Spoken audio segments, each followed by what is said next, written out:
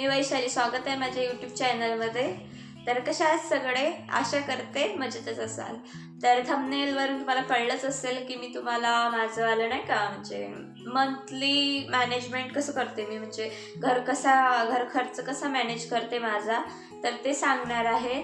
साधारण एक 15 ते 16 हजारापर्यंत माझा खर्च होतो.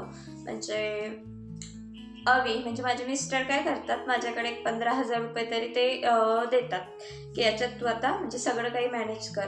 तर मी तुम्हाला सांगते मी कसं कसं मॅनेज करते. पहिलं तर आम्ही रेंटने राहतो, त्याच्यामुळे सगळ्यात मोठं तर म्हणजे भाडं असतं द्यायचं. तर आम्हाला भाडं जातं 5,000.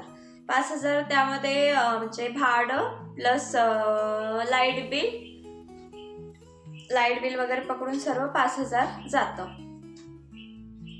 आणि नंतर असतो म्हणजे भाड्यानंतर मोठं हे असतं तर ते किराणा. तर किराणामध्ये काय 4,000पर्यंत आमचा किराणा जातो, म्हणजे 4,000 फिक्स किराण्याचे असतात. त्यामध्ये आम्हाला सर्व धान्य, कडधान्य, डाळी वगैरे हे सर्व आणावं लागतं. तर ते सर्व बसून म्हणजे धान्य वगैरे असं नाही का, कडधान्य, डाळी.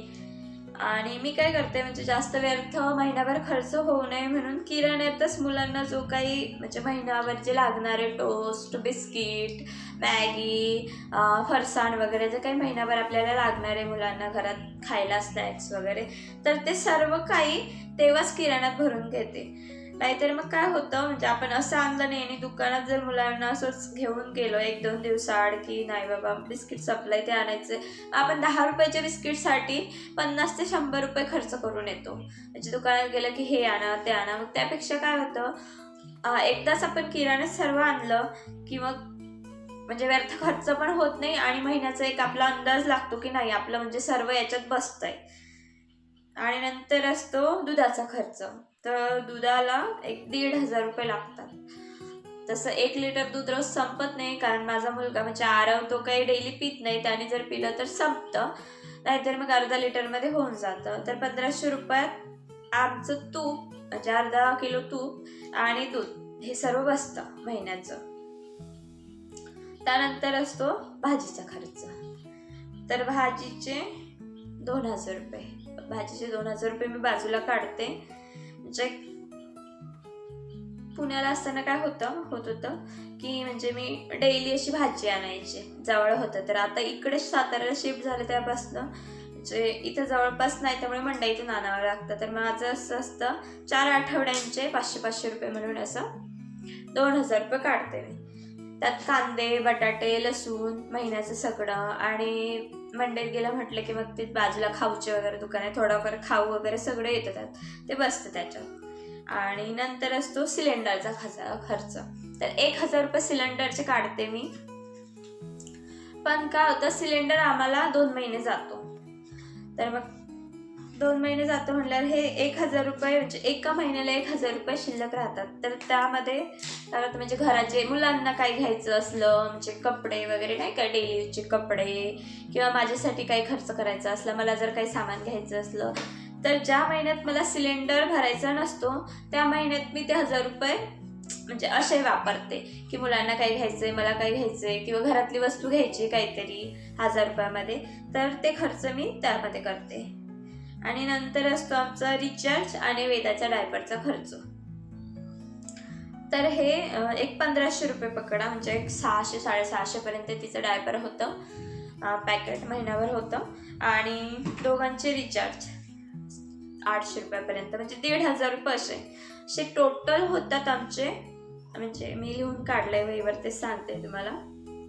टोटल 15,000 पूर्ण होतात. आणि मी याच्यात हे ॲड केलेलं नाही, म्हणजे त्यांच्या पेट्रोलचा खर्च. एवढं काही पेट्रोल लागत नाही म्हणा इथे, कारण शॉप इथे जवळच आहे त्यांचं, त्याच्यामुळे एक 500-600 रुपयाचं महिनाभर पेट्रोल चालून जातं. बाहेर गेलं तर ठीक आहे, बाहेर तसं जाणं होतच नाही सहसा. आणि बाकीचा मेडिकलचा, हॉस्पिटलचा जो खर्च असतो, म्हणजे कसं घरात छोटे मुलं असल्यावर मेडिकलचं म्हणजे हे काढावे लागतात.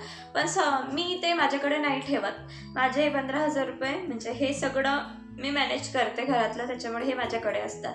बाकी हॉस्पिटलचा वगैरे ते त्यांचं बघतात नंतर, म्हणजे गरज पडली तर.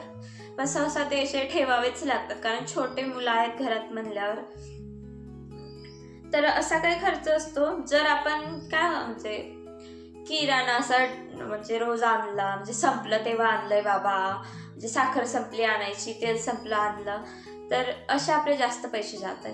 म्हणजे दुकानात गेलं की जसं मी म्हणले तुम्हाला की एक बिस्किटचा पुडा आणायला जातो आपण 10 रुपयाचा आणि 100 रुपयाचं सामान घेऊन येतो, असे जास्त पैसे जातात. त्यापेक्षा महिन्याचा किराणा भरायचा आणि ना सर्व एका वहीवर लिहायचं की आपल्याला किती लागतात, लाईट बिल किती जातं, आपलं भाडे म्हणजे भाड्या रेंटने राहत असाल आमच्यासारखं तर भाडं, दूध, हे म्हणजे असे बाजूला काढून ठेवले ना पैसे, जास्त व्यर्थ खर्च होत नाही आपला.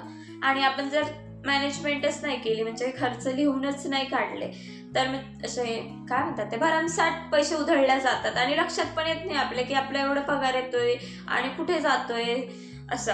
आणि हे जे मेन जे मोठे मोठे खर्च असतात आपले घरचे, जे लागणारच आहेत आपल्याला असे, तर ते लिहून ठेवले आणि ते तसेच वापरले दर महिन्याला, तर ते बरोबर खर्च होतात आणि व्यवस्थित. म्हणजे आत्ता तरी सध्या माझा हा असा खर्च आहे घर खर्च, जो मी तुमच्याशी शेअर केला आहे. जर अजून याच्यात काहीतरी वेगळं मॅनेजमेंट करता येत असेल, म्हणजे तुम्हाला अजून माझ्यापेक्षा काहीतरी चांगलं माहिती असेल, तर तुम्ही मला प्लीज सजेस्ट करू शकता, तर मी ते अप्लाय करून बघेल. मी अशा प्रकारे माझं मॅनेजमेंट करते. तर तुम्हाला कसं वाटलं माझं मॅनेजमेंट, तर ते कमेंट करून नक्की सांगा. So bye.